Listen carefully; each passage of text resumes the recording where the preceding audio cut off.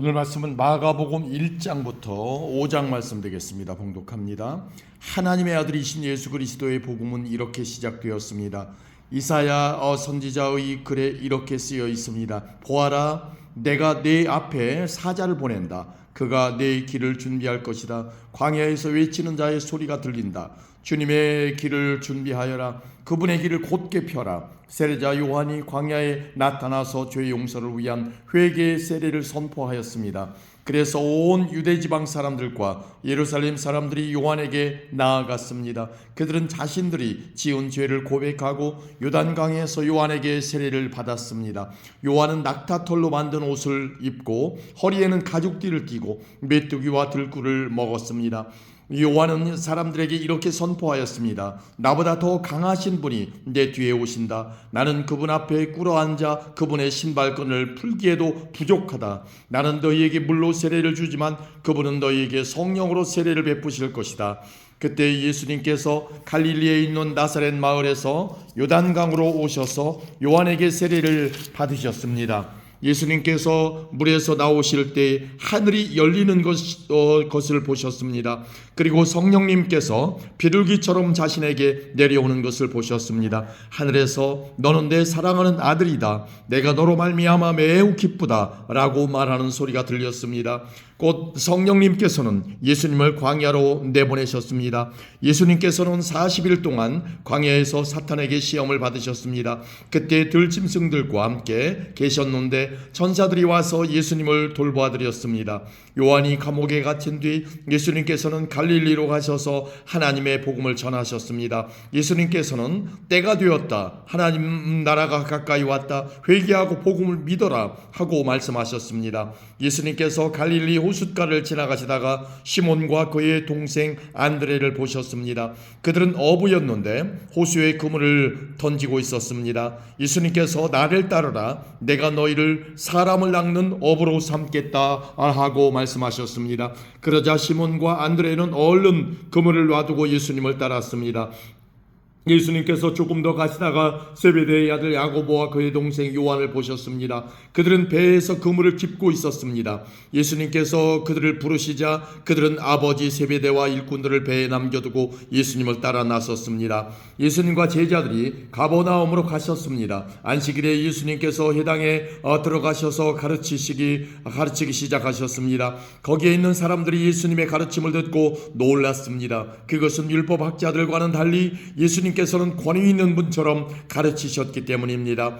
회당에 더러운 귀신이 들린 사람이 있었습니다. 그가 소리쳤습니다. 나사렛 예수여, 당신과 우리들이 무슨 상관이 있습니까? 우리를 없애려고 오셨습니까? 나는 당신이 누군지 압니다. 바로 하나님께서 보내신 거룩한 분입니다. 예수님께서 조용히 하고 그 사람에게서 나가거라 하시며 그를 꾸짖었습니다. 그 더러운 귀신이 그 사람에게 발작을 일으켰습니다. 그리고 큰 소리를 지르면서 그 사람에게서 나왔습니다. 사람들은 모두 놀라서 이게 어찌된 일이냐? 이것은 권위가 있는 새로운 교훈이다. 저 사람이 더러운 귀신에게 명령을 하니 그것들이 복종하는구나 라고 하며 자기들끼리 서로 물었습니다. 그래서 예수님에 대한 소문이 갈릴리 모든 곳으로 빠르게 퍼져나갔습니다. 예수님과 제자들이 회당에서 나온 뒤에 곧바로 야고보, 요한과 함께 시몬과 안드레의 집으로 갔습니다. 시몬의 장모가 열이 나서 누워 있었습니다. 사람들이 바로 이 사실을 예수님께 말씀드렸습니다. 예수님께서 시몬의 장모에게로 가서 손을 잡고 일으켜 세우셨습니다. 그러자 바로 열이 내렸습니다. 시몬의 장모는 예수님을 섬겼습니다. 그날 저녁 해가 지자 사람들이 모든 병든 사람과 귀신 들린 사람들을 예수님께 데리고 왔습니다. 온 마을 사람들이 문 앞에 모여들었습니다. 예수님께서는 온갖 환자들을 다 고쳐주셨습니다. 그리고 많은 귀신들을 내쫓으셨습니다. 예수님께서는 귀신들에게 아무런 말도 하지 못하도록 하셨습니다. 그것은 그들이 예수님이 누구신지 알고 있었기 때문이었습니다. 어둠이 채 가시지 않은 아침에 예수님께서 일어나셨습니다. 그리고 조용한 곳으로 가셔서 기도하셨습니다. 시몬과 그의 친구들이 예수님을 찾으러 왔습니다. 그들은 예수님을 찾자 모든 사람들이 선생님을 찾고 있습니다 라고 말했습니다. 예수님께서 대답하셨습니다. 근처에 있는 다른 마을로 가자. 거기서도 내가 전도할 것이다. 내가 바로 그것을 위해서 왔다. 예수님께서는 갈릴리 모든 곳을 다니셨습니다. 회당에서 말씀을 전하시고 귀신들을 내쫓으셨습니다. 어떤 문둥병 환자가 예수님께 와서 무릎을 꿇고 간청했습니다. 선생님께서 원하시면 저를 깨끗하게 하실 수 있습니다. 예수님께서 그 사람을 불쌍히 보셨습니다. 그래서 손을 내밀어 그를 만지시며 말씀하셨습니다. 내가 원하니 깨끗해져라. 그러자 바로 문둥병이 떠나고 그가 나았습니다. 예수님께서 그에게 단단히 이르시고 보내셨습니다. 아무에게도 이 일을 말하지 마라. 다만 가서 제사장에게 내 몸을 보여주어라. 그리고 내가 깨끗해진 것에 대하여 모세가 명령한 예물을 드려서 사람들에게 증거로 삼아라. 그러나 그 사람은 가서 이 사실을 주저하지 않고 말하여 소문을 냈습니다. 그래서 예수님께서는 마을에 들어가실 수 없을 정도가 되었습니다. 예수님께서는 사람이 없는 곳에 머무셨습니다. 그래도 사람들은 예수님이 계신 곳이라면 어디든지 상관하지 않고 사방에서 몰려들었습니다. 아멘. 2장입니다.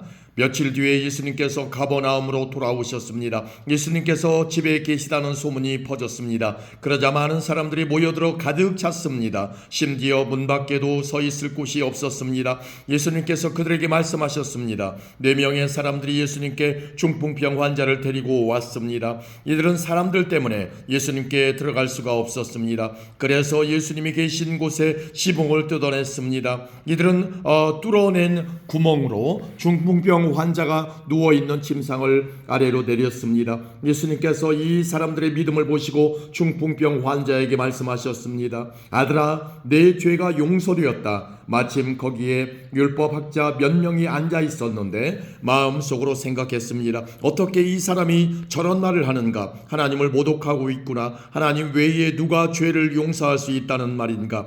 예수님께서는 이 율법학자들이 속으로 생각하는 것을 곧 영으로 아셨습니다. 그래서 그들에게 말씀하셨습니다. 어째서 너희가 마음속으로 그런 생각을 하고 있느냐? 이 중풍병 환자에게 내 죄가 용서되었다라고 말하는 것과 일어나서 침상을 가지고 걸어라 하고 말하는 것 중에 어느 것이 더 쉽겠느냐?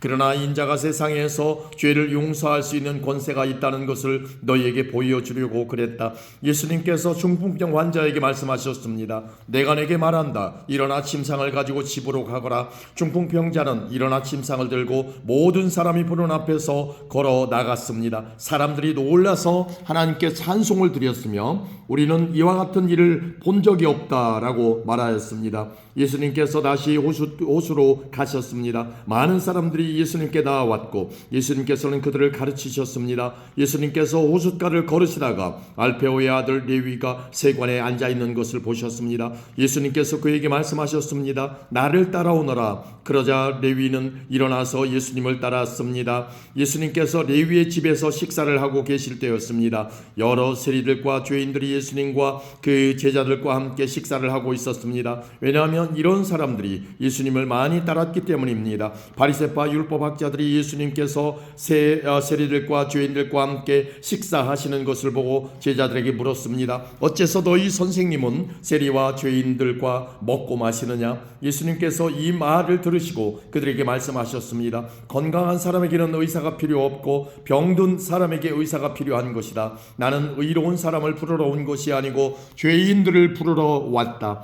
요한의 제자들과 바리새파 사람들은 금식을 하였습니다. 사람들이 와서 말했습니다. 요한의 제자들과 바리새파 사람의 제자들은 금식을 하는데 어째서 선생님의 제자들은 금식을 하지 않습니까? 예수님께서 대답하셨습니다. 신랑의 친구들이 신랑과 함께 있을 때 금식을 하지 않는다. 그렇지 않느냐? 신랑이 자기들과 함께 있는 한 그들은 금식하지 않는다. 그러나 신랑을 빼앗길 날이 올 것이고 그날에 금식을 하게 될 것이다. 그 누구도 낡은 옷에 새 천조각을 대고 깁지 않는다. 만일 그렇게 하면 새로 된 조각이 낡은 옷을 당겨 더욱 못쓰게 될 것이다. 또한 그 누구도 낡은 술 부대에 새 술을 보관하지 않는다. 만일 그렇게 하면 술이 그 부대를 터뜨려 술과 함께 술 부대가 다 못쓰게 될 것이다. 새 술은 새 부대에 넣어야 한다. 안식일에 예수님께서 밀밭 사이를 지나가실 때였습니다. 제자들이 길을 내면서 밀 이삭을 잘랐습니다.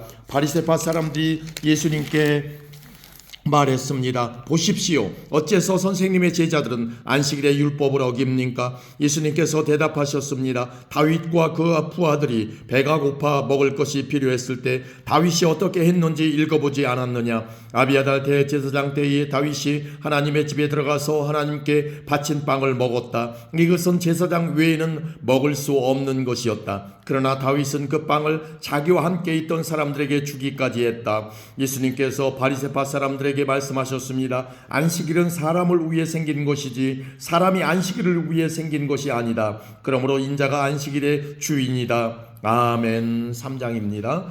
예수님께서 회당에 들어가셨습니다. 거기에는 손이 오그라진 사람이 있었습니다. 사람들은 예수님을 고발하려고 예수님께서 안식일에 그 사람을 고쳐주시는지 지켜보고 있었습니다. 예수님께서 손이 오그라진 사람에게 말씀하셨습니다. 일어나서 나오너라. 그리고 그들에게 물으셨습니다. 안식일에 좋은 일을 하는 것이 옳으냐, 나쁜 일을 하는 것이 옳으냐, 사람의 생명을 살리는 것이 옳으냐, 죽이는 것이 옳으냐. 그러자 사람들이 아무런 대답도 하지 못했습니다.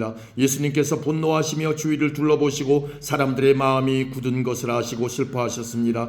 예수님께서 그 사람에게 말씀하셨습니다. 네 손을 펴보아라. 그 사람이 손을 내밀자 그 손이 나았습니다. 바리새파 사람들이 거기를 떠나 헤롯 땅 사람들과 함께 예수님을 죽일 계획을 세웠습니다. 예수님께서 제자들과 함께 호수로 가셨습니다. 그러자 갈릴리에서 온 많은 사람들이 예수님을 따라왔습니다. 그리고 유대와 예루살렘과 이두메와 요단강 건너편 두로와 시돈 지방에서도 많은 사람들이 예수님이 행하신 일에 대한 소문을 듣고 찾아왔습니다. 예수님께서는 몰려드는 사람들이 너무 많아 제자들에게 배를 준비하라고 말씀하셨습니다. 예수님께서 많은 사람들을 고쳐주신 까닭에 병이 걸린 사람들이 예수님을 만지려고 밀려들었던 것입니다. 더러운 귀신들은 예수님을 보기만 하면 앞에 엎드려서 당신은 하나님의 아들이십니다라고 소리쳤습니다. 그러나 예수님께서는 귀신들이 예수님을 드러내지 못하도록 그들을 엄하게 꾸짖으셨습니다. 예수님께서 산 위에 올라가셔서 원하시는 몇몇 사람들을 부르셨습니다.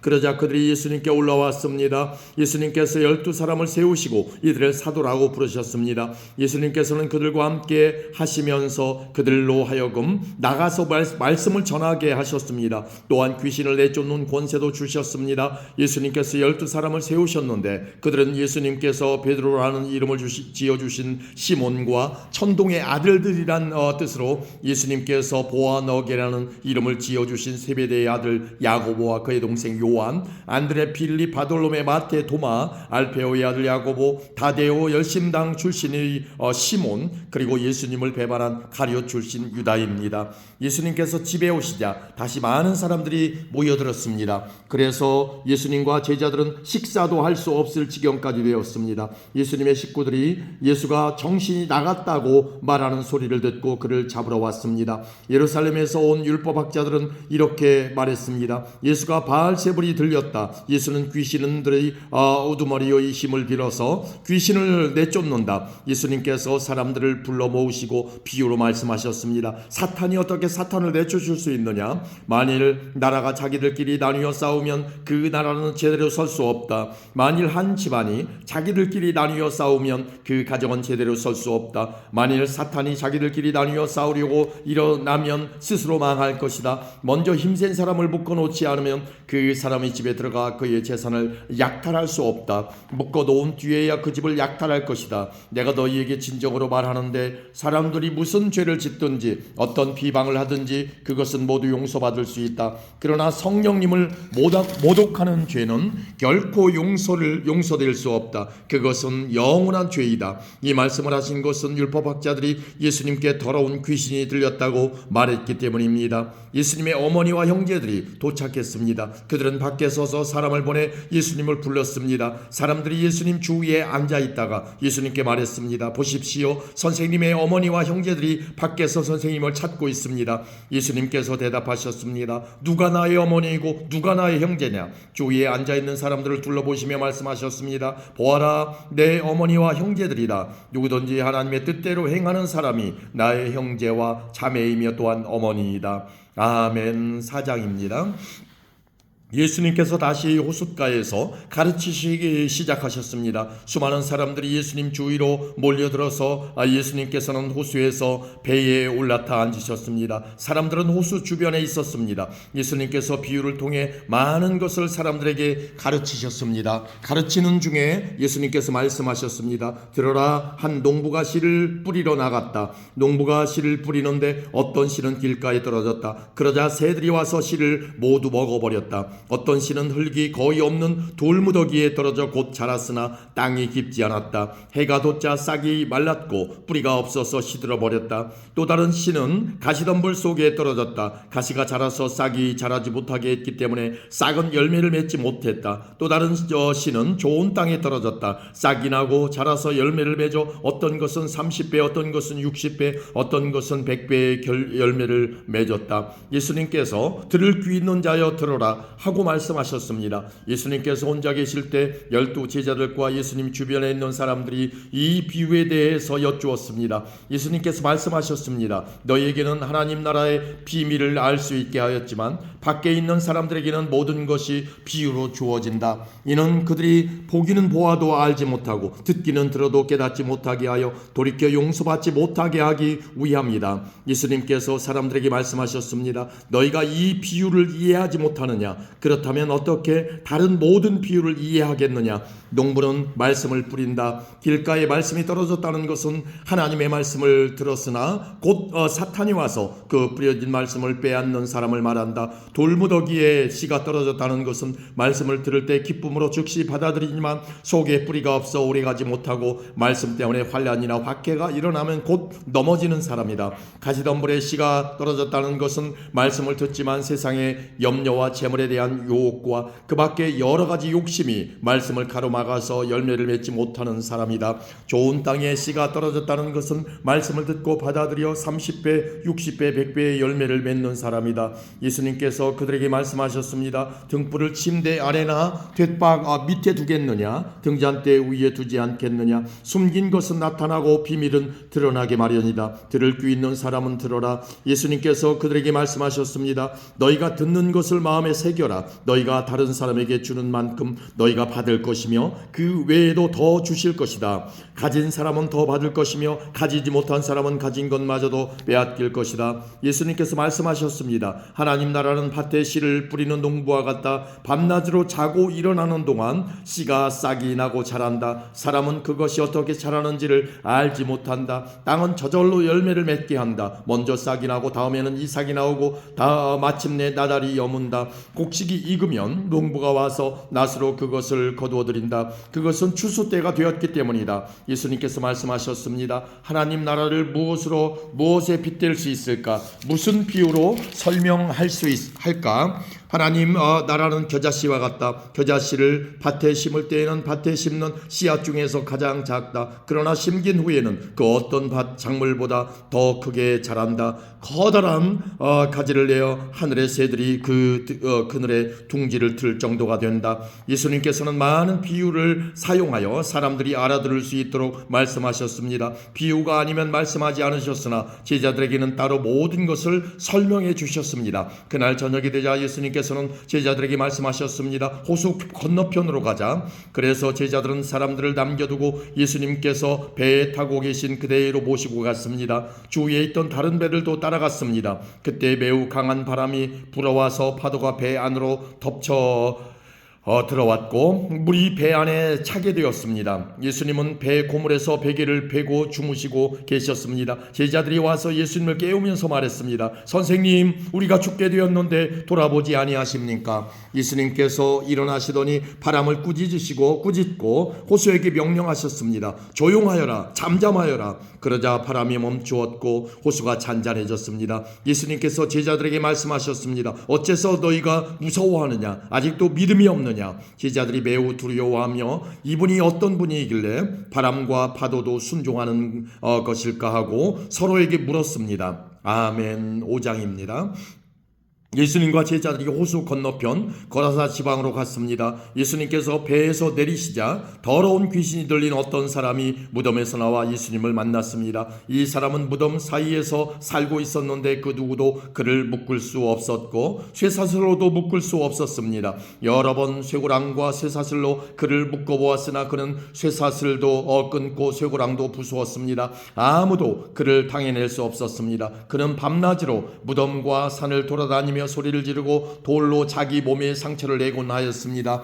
귀신 들린 자가 멀리서 예수님을 보고 달려와 엎드려 절을 하였습니다. 그리고 큰 소리로 가장 높으신 하나님의 아들이신 예수님, 저와 무슨 상관이 있으십니까? 제발 저를 괴롭히지 마십시오 하고 외쳤습니다. 그것은 예수님께서 더러운 귀신아 그 사람에게서 나오너라 하고 그에게 말씀하셨기 때문이었습니다. 예수님께서 그에게 물으셨습니다. 내 이름이 무엇이냐? 그가 대답했습니다. 레기온입니다. 이는 우리의 수가 많기 때문에 붙여진 이름입니다. 그는 예수님께 자신들을 또다시 이 지방에서 쫓아내지 말아달라고 간청하였습니다. 마침 그곳 산허리에서 많은 돼지떼가 먹이를 먹고 있었습니다. 더러운 귀신들이 간청했습니다. 우리를 저 돼지들에게 보내셔서 들어가게 해주십시오. 예수님께서 그렇게 허락하셨습니다. 더러운 귀신들은 그 사람에게서 나와 돼지떼 속으로 들어갔습니다. 그러자 거의 2,000마리나 되는 돼지떼가 호수 쪽으로 산비탈을 내리다가 빠져 죽었습니다. 돼지를 치던 사람들이 달아나서 읍내와 촌에 있는 사람들에게 이 사실을 알렸습니다. 그래서 사람들이 무슨 일이 일어났는지 보려고 왔습니다. 그들은 예수님께 와서 귀신이 들렸던 사람, 곧 레기온 귀신이 들렸던 사람이 옷을 입고 제정신으로 돌아와 앉아있는 모습을 보고 깜짝 놀랐습니다. 이 일을 목격했던 사람들이 그들에게 귀신 들린 사람에게 어떤 일이 일어났는지에 대하여 그리고 돼지떼에 대하여 말해 주었습니다. 그러자 그들은 예수님께 자기네 지방을 떠나달라고 요구하기 시작했습니다. 예수님께서 배에 앉으시자 귀신 들렸던 사람도 예수님을 따라가게 해달라고 간청하였습니다. 그러나 예수님께서는 허락하지 않으셨습니다. 예수님께서 내 가족 식구들과 친구들에게로 가거라. 그들에게 주님께서 내게 얼마나 큰 일을 해주셨으며 얼마나 큰 자비를 베풀어 주셨는지 이야기하여라 하고 말씀하셨습니다. 그래서 그 사람은 돌아갔습니다. 그리고 데가볼리 지역에서 예수님께서 자기에게 얼마나 큰 일을 해주셨는지를 사람들에게 이야기하자 모든 사람들이 듣고 놀랐습니다. 예수님께서 배를 타고 맞은편 쪽으로 다시 건너오셨습니다. 그러자 많은 사람들이 예수님 주위에 몰려들었습니다. 예수님께서 호숫가에 계셨습니다. 야이로라고 이름하는 어떤 회당장이 예수님을 찾아왔습니다. 그는 예수님의 발 앞에 엎드렸습니다. 그리고 예수님께 거듭해서 간청했습니다. 제 어린 딸이 죽어가고 있습니다. 제발 오셔서 그 아이에게 손을 얹어 주십시오. 그러면 건강해지고 살아날 것입니다. 그러자 예수님께서 그와 함께 가셨습니다. 많은 사람들이 예수님을 애워싸고 밀며 따라왔습니다. 그 중에는 12년 동안 혈루증을 앓아온 여자가 있었습니다. 그는 여러 의사에게 보이면서 고생을 했습니다. 그러나 가진 돈만 다 써버리고 효과는 없었습니다. 오히려 병이 더 심해져 갈 뿐이었습니다. 그러던 중 예수님에 대한 소문을 듣고 사람들 틈에 끼어 예수님을 따라가다가 예수님의 옷에 손을 대었습니다. 그 여자는 옷에 손을 대기만 하여도 내가 나을 거야 하고 생각했습니다. 그 즉시 피가 흐르는 것이 멈췄습니다. 그녀는 자신의 병이 나은 것을 몸으로 느꼈습니다. 바로 그때 예수님께서 자신에게서 능력이 나가는 것을 느끼셨습니다. 그래서 돌아서서 물으셨습니다. 누가 내 옷을 만졌느냐? 제자들이 말했습니다. 사람들이 애워싸고 밀치고 있는데 누가 손을 대었다고 말씀하십니까? 그러나 예수님께서는 손을 댄 여자를 찾으려고 둘러보셨습니다. 이 여자는 자기에게 일어난 일을 알고서 두려워 떨었습니다. 여자는 예수님의 발 앞에 엎드려 절하며 모든 사실을 말씀드렸습니다. 예수님께서 여자에게 딸아 내 믿음이 너를 낫게 하였다. 안심하고 가거라. 그리고 건강하게 지내라 하고 말씀하셨습니다. 예수님께서 계속 말씀하고 계실 때 회당장의 집에서 사람이 와 회당장에게 말했습니다. 따님이 죽었습니다. 왜 예수님을 계속 번거롭게 하십니까? 그러나 예수님께서는 이 말을 무시하시고 회당장에게 두려워 말고 믿기만 하여라 하고 말씀하셨습니다. 예수님께서는 베드로와 야고보 그리고 야고보의 동생인 요한 외에는 아무도 따라오지 못하도록 하셨습니다. 그들이 회당장의 집에 도착해 보니 몹시 소란스러웠습니다. 많은 사람들이 크게 소리를 내며 울고 있었습니다. 예수님께서 들어가셔서 사람들에게 사람들에게 어째서 소란을 피우며 울고 있느냐, 이 아이는 죽은 것이 아니라 자는 것이다 라고 말씀하셨습니다. 사람들은 예수님을 비웃었습니다. 예수님께서는 사람들을 모두 내보내시고 아이의 부모와 제자들과 함께 아이가 있는 방으로 들어가셨습니다. 그리고 아이의 손을 붙잡고 달리다굼이라고 말씀하셨는데 이는 번역하면 어린 소녀야 일어나라는 뜻입니다. 그러자 12살 된 소녀는 즉시 일어나 걷기 시작했습니다. 이것을 보고 사람들은 놀랐습니다. 예수님께서 아무에게도 이 일을 알리지 말라고 엄하게 말씀하셨습니다. 그리고 아이에게 먹을 것을 주라고 말씀하셨습니다. 아멘.